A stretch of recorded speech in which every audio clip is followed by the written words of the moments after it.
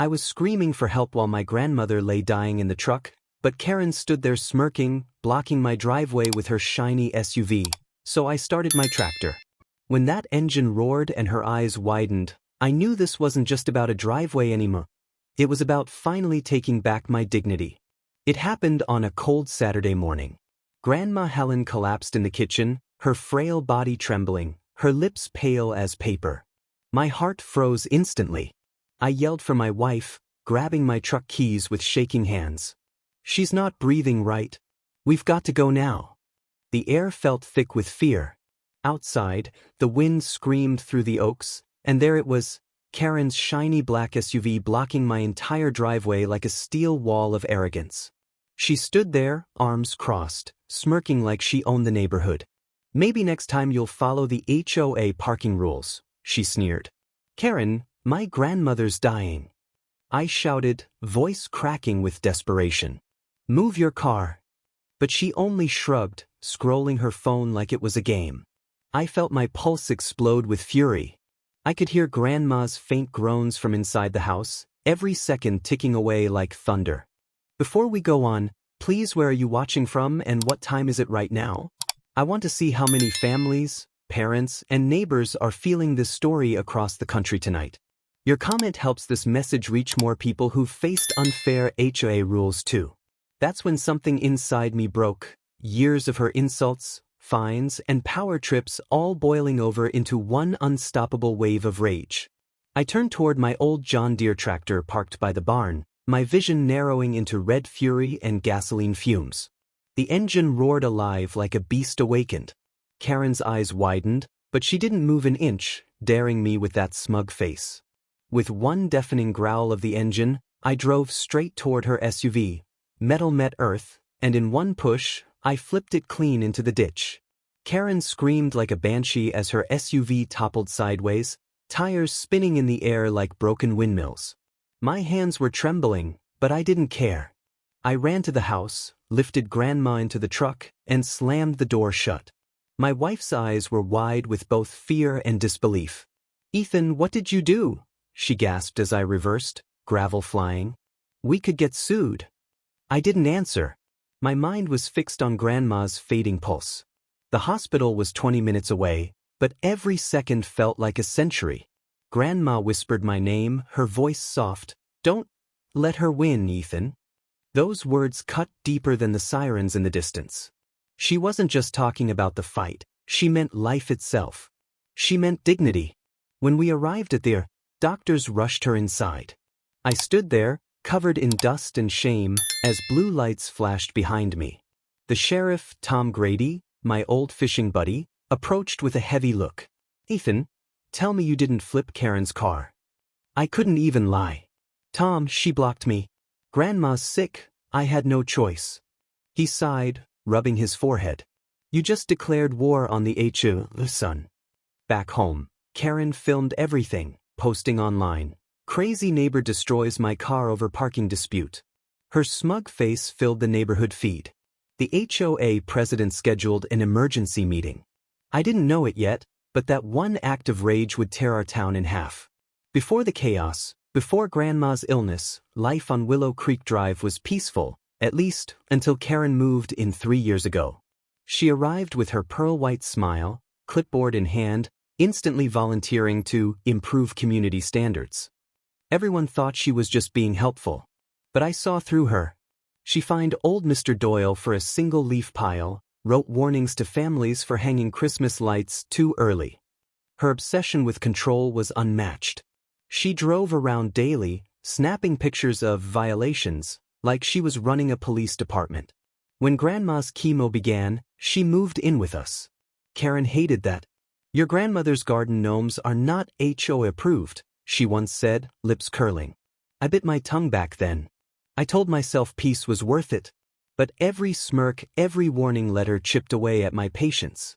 Then came the incident with my mailbox. Karen claimed it was half an inch too tall. She fined me $250 just to humiliate me. Even my daughter cried when Karen shouted at her for drawing chalk flowers on the sidewalk. "This is not a playground." Karen had screamed. By the time Grandma's condition worsened, Karen had become the neighborhood's self-appointed queen, untouchable, arrogant, cruel. So when she blocked my driveway that morning, it wasn't just an accident, it was the final straw in a war she'd been begging for. The next morning, the whole street was buzzing. Neighbors whispered behind curtains, filming, gossiping. "Did you hear? Ethan flipped Karen's car." Karen stood proudly beside the wreck, arms crossed like a martyr. "He's violent. Dangerous. He should be banned from the HOA," she shrieked to reporters. News crews arrived within hours. My phone exploded with messages, half condemning me, half calling me a hero. Finally, someone stood up to her. But I wasn't proud. My hands still shook from the adrenaline, and Grandma was in intensive care. My only concern was her survival. At the HOA meeting, Karen strutted in wearing sunglasses like a celebrity. "This man destroyed property," she declared, voice dripping with drama. I stood and spoke calmly. "She blocked my driveway during a medical emergency. My grandmother could have died." Gasps echoed through the room. But Karen didn't flinch. "You could have called 911 instead of vandalizing my car," she barked. My jaw clenched. I'd already called. They never arrived in time. Then something unexpected happened. Neighbors began standing up for me. Mr. Doyle, the retired vet, said, "Karen, we're tired of you bullying everyone." One by one, voices rose, turning the meeting into a storm. Karen's face turned crimson as the room erupted with support for me. That night, I realized something. My single act of defiance had awakened an entire community tired of living under her tyranny. Grandma survived the night, but barely. When I visited her in the hospital, she was frail, her hand trembling as she reached for mine. "Ethan," she whispered, "don't let anger eat you alive. Sometimes you have to fight, but fight smart." Her eyes glistened with both pride and worry. I promised her I'd fix things, not by fists or tractors, but by truth. The neighborhood deserved peace, not chaos. When I returned home, Karen's lawyer had already sent me a letter, $30,000 in damages, plus emotional distress. I laughed bitterly. The HOA president, Mr. Clayton, called me. "Karen's pushing for your expulsion from the community," he said nervously. "She's even contacted the county." I knew what that meant: lawsuits, fines, maybe even losing my home. But Grandma's words echoed in my head like a moral compass. So I started gathering evidence. Every harassment letter, every photo, every neighbor's testimony. I wanted the truth to speak louder than her lies. My wife helped me organize it all, turning our living room into a wall of proof, dates, times, screenshots, and signatures. Meanwhile, Karen kept posting videos online, portraying herself as the victim of a violent neighbor. Karen strutted in late, carrying her lawyer and her smug grin. "I assume this is another one of your tantrums," she said loudly. I connected my laptop to the projector, my palms sweating. "No, Karen. This is a reality check." The lights dimmed, and the slideshow began. First slide, screenshots of her threatening emails to families. Gasps echoed. Second slide, footage of her shouting at kids for playing. Karen's expressions started cracking. "This is harassment," she yelled, but nobody bought it. Then came the video, her blocking my driveway that morning. Everyone saw it, her SUV blocking me while I shouted, "Medical emergency," and she ignored me. The room went silent like a courtroom. Mrs. Doyle, usually quiet, stood and said, "You endangered a sick woman's life for a parking rule, Karen." The audience erupted in disgust. Her lawyer whispered to her, but she brushed him off, shaking with rage. "You'll regret this, Ethan," she spat before storming out. That night, the HOA board called an emergency vote. The motion, remove Karen from her position, effective immediately. The result? Unanimous. For the first time in years, Willow Creek Drive breathed free air. But I knew Karen wasn't done yet. Karen disappeared for a few days, her SUV still crumpled in the ditch like a monument to arrogance. But her silence was dangerous.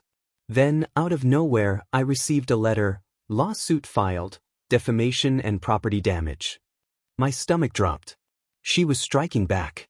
My lawyer, a kind old man named Frank, smiled calmly. Let her try. The truth's on your side, Ethan. But lawsuits meant time, money, and stress. Weeks dragged by, and every day, neighbors dropped by with cookies, donations, and encouragement.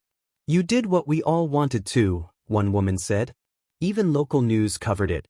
HOA tyrant exposed after emergency blockade incident. Public sympathy shifted completely in my favor. Karen's reputation began to crumble. Sponsors she worked with pulled away. Her own lawyer withdrew after discovering her lies on video. Still, she refused to apologize. Instead, she tried one last act of revenge, sneaking into my property one night to inspect damages. But this time, cameras caught her. I sent the footage straight to the sheriff. Within hours, she was cited for trespassing. The next morning, I saw her being escorted out of the neighborhood by police, pale, shaking, defeated.